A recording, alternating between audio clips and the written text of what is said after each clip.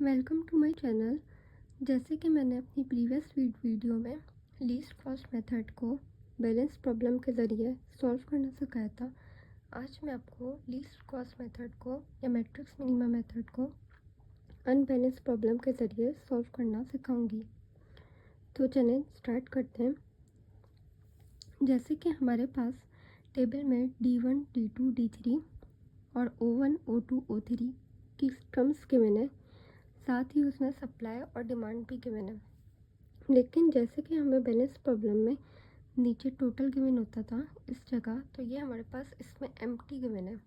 तो हम इसको चलें स्टार्ट करते हैं सॉल्व करना।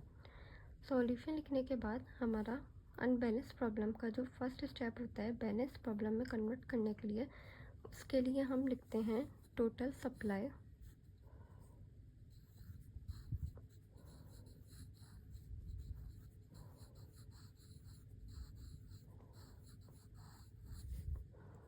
वो के बराबर है हमारे पास 76 प्लस 82 प्लस 77, जो कि इक्वल्स टू हो जाएगी हमारे पास 235।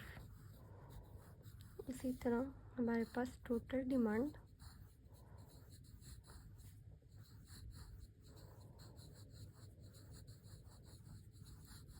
जो कि इक्वल्स है हमारे पास 72 प्लस 102 प्लस 41।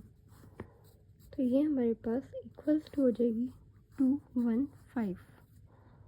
ये लिखने के बाद हमें स्टेटमेंट देनी है कि हमारे पास सप्लाई क्योंकि डिमांड से बड़ी है, तो अब हम इसके लिए स्टेटमेंट क्रिएट करेंगे। The transportation problem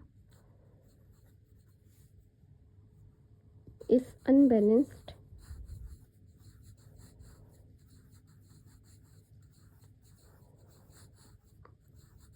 as the total supply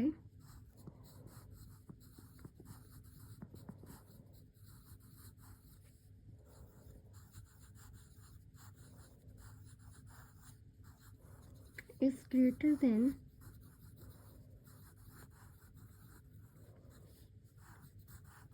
total demand.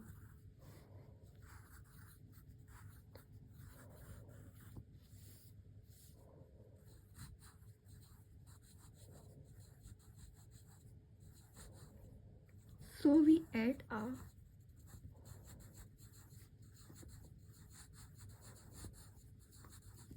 dummy column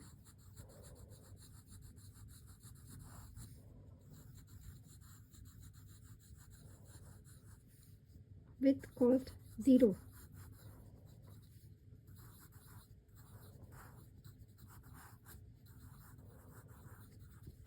statement में क्या बोला जा रहा है कि जो हमारी ट्रांसपोर्टेशन प्रॉब्लम है वो अनबैलेंस्ड है, क्योंकि जो टोटल सप्लाई है वो ग्रेटर है टोटल डिमांड से। तो हमें एक डमी कॉलम ऐड करवाना होगा जिसकी कॉस्ट 0 होगी। अब क्योंकि हमारे पास सप्लाई जब डिमांड से ग्रेटर होती है तो हम डमी कॉलम ऐड करवाते हैं। अगर इन केस हमारे पास सप्लाई की जगह डिमांड सप्लाई से ग्रेटर होती तो हम डमी रॉ ऐड करते। तो अब हम ऐड करवाते हैं। सेम टेबल ऐसी उतर जाएगी जैसे ऊपर दी हुई है। D1, D2, D3 डमी, क्योंकि हमने कहा था ना डमी कॉलम ऐड करेंगे, तो ये हो गया D3 के बाद ऐड डमी और साथ में सप्लाई। इसी तरह O1, O2, O3 और डिमांड।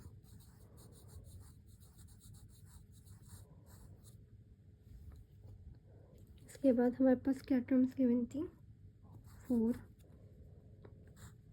16, 8, 72। इसी तरह 8, 24, 16, 102, फिर 8, 16, 24, 41। अब जो डमी कॉलम हमने ऐड करवाया है, क्योंकि जो हमने स्टेटमेंट दी थी उसमें हम बता रहे थे जो डमी कॉलम हम ऐड करेंगे उसकी कॉस्ट हम 0 रखेंगे, इट्स मीन कि हम पूरे कॉलम में 0 0 ऐड कर देंगे। इसके बाद सप्लाई 76, 82, 77। इसके बाद हमारे पास क्योंकि जो डमी कॉलम का नीचे का डिमांड वाला कॉलम खाली था, एम्प्टी था, तो उसको फिलअप करने के लिए हमने क्या किया, जो हमारे पास टोटल सप्लाई और टोटल डिमांड का आंसर आ रहा था उसमें से, क्योंकि सप्लाई की वैल्यू हमारे पास ग्रेटर थी तो हम उसको डिमांड को सप्लाई में से लेस कर देंगे। तो हमारे पास क्या आ जाएगा, 235 माइनस 215 20। तो ये कॉलम हमारा फिल हो जाएगा। इसके बाद अब हम अपने मेन स्टेप पे चलते हैं। अब पूरे कॉलम में जो सबसे लेस वैल्यू तब सबसे मिनिमम वैल्यू होगी, लीजर वैल्यू होगी, उसको हम चूज़ करेंगे। तो हमारे पास क्या आ रही थी, 0।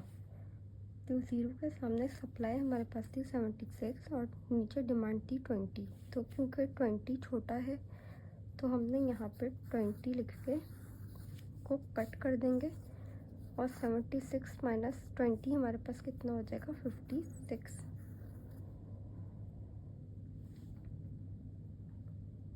और ये पूरा कॉलम हम कट कर देंगे। इसी तरह अब हम आएंगे नेक्स्ट मिनिमम वैल्यू पे, जो कि हमारे पास है 4 के सामने है 56 और नीचे हमारे पास था 72। तो हमारे पास छोटी वैल्यू की थी 56 और 72 क्या था, हमारे पास बड़ी वैल्यू थी। तो 56 कट करके हम 0 लिख देंगे और ये सारी वैल्यूज़ कट हो जाएंगी। 72 माइनस हम जब 56 करेंगे तो ये हमारे पास आ जाएगा 16। इसके बाद हम देखेंगे नेक्स्ट मिनिमम वैल्यू हमारे पास है 8 के सामने हमारे पास है सप्लाई 77 और डिमांड है 16। तो हम ले लेंगे 16।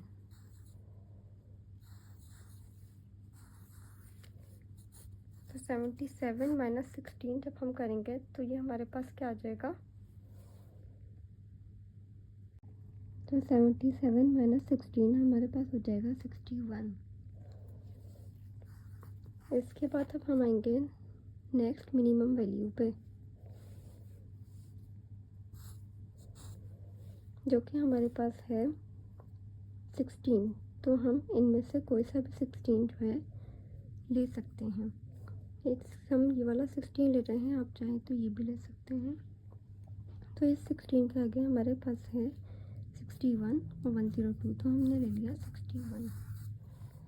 तो ये हो गया 0 और 102 माइनस 61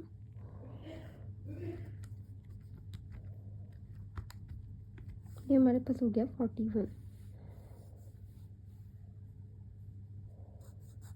ठीक है, अब हमारे पास जो है लास्ट 2 वैल्यूज़ बच रही हैं, जिसमें से हमारे पास अगेन 16 है और एक 24 है। फिर हम इस 16 को कंसीडर करेंगे, इसके आगे है 82 और 41।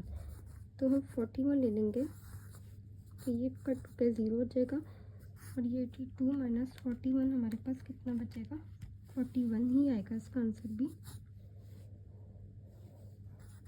तो हमारे पास जो लास्ट वैल्यू बची है 24, इसके आगे भी 41 है और इसके नीचे भी 41 है, तो हम कोई सा भी ले सकते हैं, कट करके उनको 0 हो जाएगा। तो ये हमारी यहाँ पे टेबल जो है कम्प्लीटली सॉल्व हो चुकी है।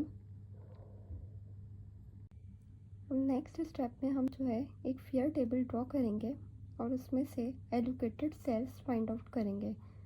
तो हमने लिख दिया था initial basic feasible solution table is given by, हमने वही table as it is draw कर दी, बस हमने डमी की जगह इसको D4 का नाम दे दिया इस कॉलम को, जहाँ उसके में हमने 0 को ऐड करवाया था। उसके बाद हमने एलोकेटेड सेल्स लिखने, जैसे कि the total minimum cost is,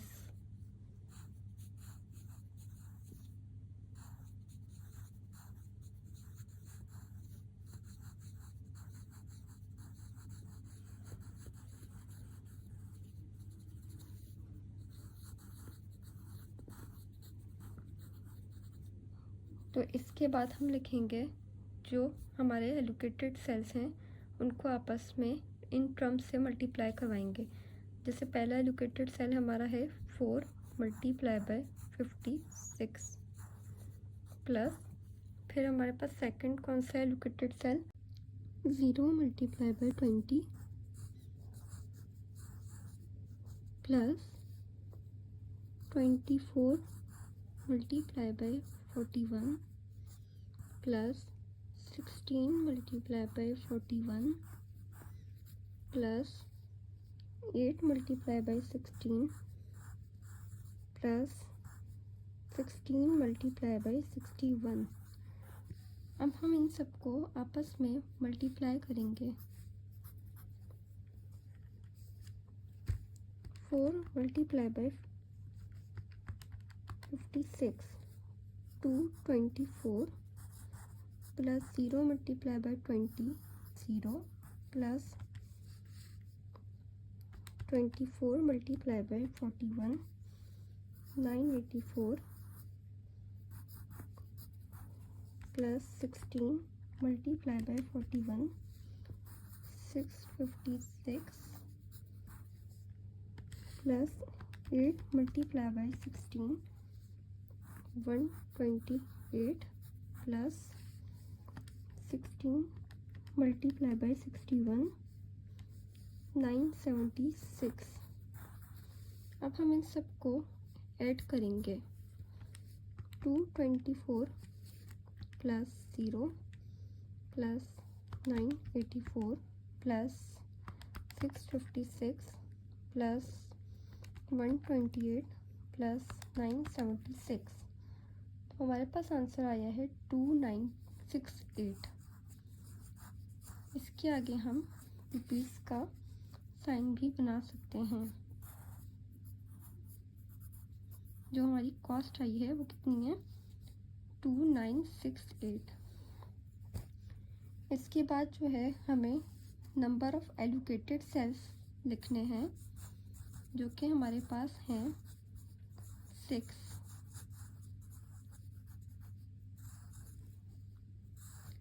जिसको हम ये भी कह सकते हैं m प्लस n माइनस 1।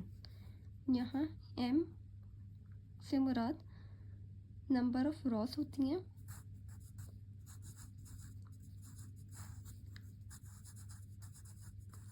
और n हमारे पास कॉलम्स होते हैं और माइनस का 1। It's mean 3 plus 4 minus 1 equals to 6। It's mean number of cells हमारे पास इक्वल्स हैं 6 के। तो हमारा जो सॉल्यूशन यहाँ पे है वो नॉन जेनरेट है। सॉल्यूशन हमारा नॉन जेनरेट से मुराद ये है कि